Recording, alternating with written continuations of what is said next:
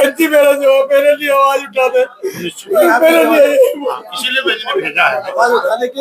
देखो पूरा बहुजन समाज आपके लिए आया, पूरा बहुजन समाज मंडल के लोग आपके दुख में आए, सब लोग आपके साथ हैं। लेकिन एक बीजेपी के बड़े नेता के दबाव में गिरफ्तारी नहीं हुई, उसका नतीजा क्या हुआ कि जो गवाही उसकी ननद 11 साल की थी, कुछ समय बाद उसकी बॉडी मिलती है, शरीर पे कपड़े नहीं होते हैं, और उसके बाद उसको विवश करके उनके घर में उसकी बॉडी को टांग दिया गया। इस तरीके से पूरी तरह उत्तर प्रदेश में जंगल राज कायम है।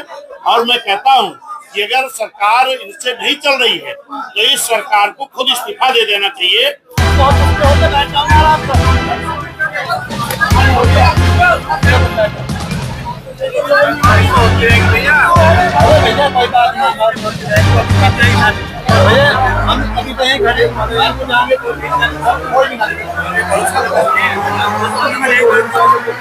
क्योंकि आज उत्तर प्रदेश की आम जनता 7 से 12 तक माननीय बहन जी की सरकार को देखा है, 12 से 17 तक समाजवादी को भी देखा है, और आज भाजपा को भी देख रही है।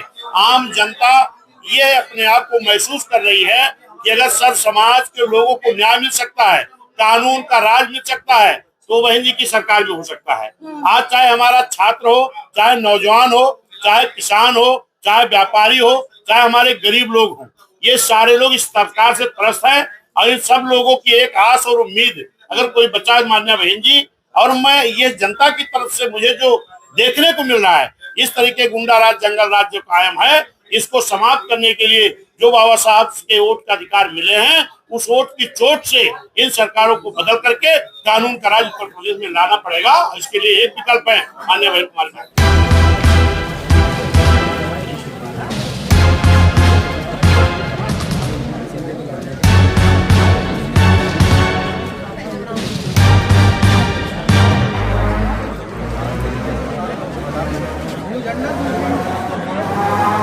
इसी तरीके अभी मैं फिरोजाबाद गया था, वहां 9 साल की बेटी के साथ दिन दहाड़े सुबह 8 बजे उसके बाप खाली चाय पीने के लिए जाते हैं, इतनी देर में लौट के आने के बाद उसकी लाश मिलती है।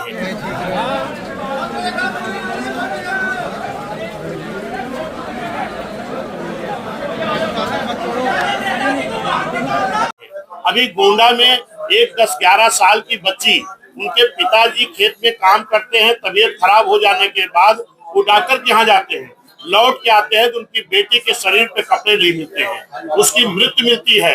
आपके बांदा में 3 साल के निषाद समाज की बेटी के साथ ऐसी हरकत हुई, कौशाम्बी में एक बाल बघेल समाज के साथ हुई, आपके बलिया में एक चौहान समाज के साथ हुई, रसड़ा में एक हमारे गौतम एससी समाज की बहू के साथ छेड़खानी हुई, और उसमें गवाह उसकी ननद थी जो 11 साल उम्र थी। लेकिन एफआईआर तो कर ली गई, जिस तरह यहाँ हो रहा है इस तरह एफआईआर वहां भी हो गई, लेकिन एक बीजेपी के बड़े नेता के दबाव में गिरफ्तारी नहीं हुई।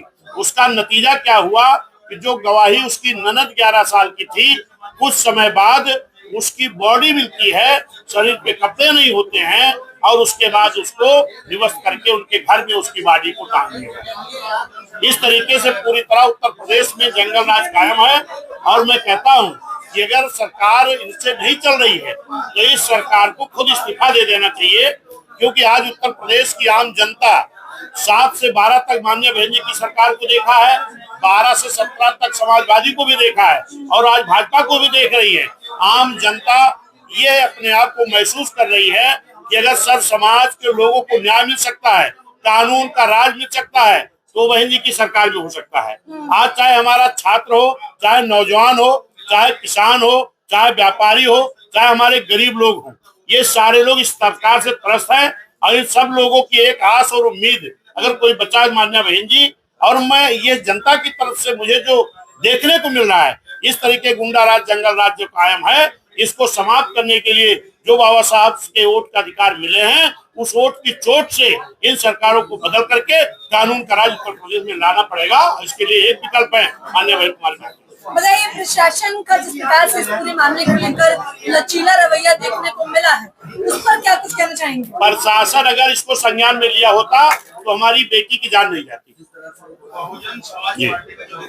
सुप्रीमो मायावती का क्या कुछ ऐलान रहा या फिर क्या उन्होंने आपको संदेश दिया? नहीं, माननीय बहन जी, इस प्रदेश में जो भी घटनाएं इस तरह हो रही हैं, सारी घटनाओं को माननीय बहन जी संज्ञान में ले रही हैं और उनको न्याय दिलाने के लिए बहुजन समाज का प्रतिनिधिमंडल मेरी अगुवाई में हर जगह पहुंचने का काम कर रहा और पूरी रिपोर्ट माननीय एमएलसी साहब, माननीय सूरज सिंह जी, जो भी हमारे फैसला जो जिम्मेदार लोग हैं, हम लोग जाकर के माननीय बहन जी को रिपोर्ट देंगे। और यहाँ जो हमारी बेटी के पिताजी है उनके द्वारा भी मुझे ये लिखित में दिया गया है, जो मैं बहन जी के पास पहुँचाऊंगा और उससे मैं इन परिवार को, बहुजन समाज परिवार पूरी तरह के साथ इनको न्याय दिलाने का काम करेंगे। अच्छा, तमाम लोग कह रहे हैं कि सुप्रीमो मायावती का कार्यकाल बढ़िया था, अच्छा था, लेकिन अब फिर जनता ने जो बदलाव किया उसके बाद की क्या कुछ नहीं, जनता तो यही पश्चाताप कर रही ना कि 7 से 12 तक सरकार से हमको न्याय मिलता था, फिर 12 से 17 तक हमको न्याय नहीं मिला।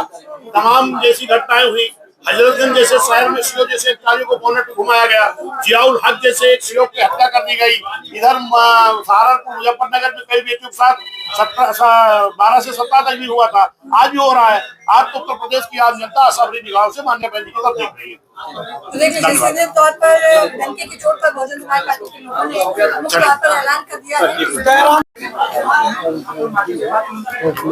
जो 2 मुद्दे बवाली पकड़े गए हैं, तीसरा है उसको तत्काल प्रभाव चाहिए और जो किया गया मोबाइल है अब तक बरामद नहीं हुआ है, वो मोबाइल बरामद होना चाहिए। प्रशासन की कमी थी, प्रशासन की कमी के कारण उस गुड़िया ने, उस बच्ची ने, हमारी बहन ने आत्महत्या की। प्रशासन अगर उसके साथ कार्रवाई करता तो आज हमारी बेटी, हमारी बहन वो जिंदा होती।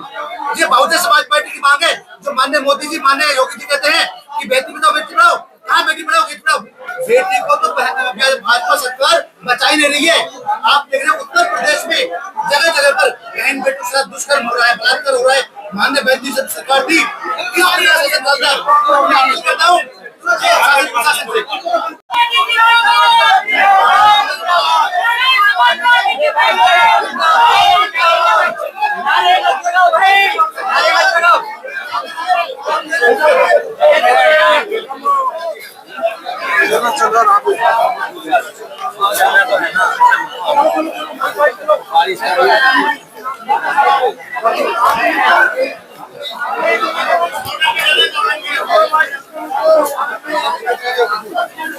कैमरा पीछे घुमा दो।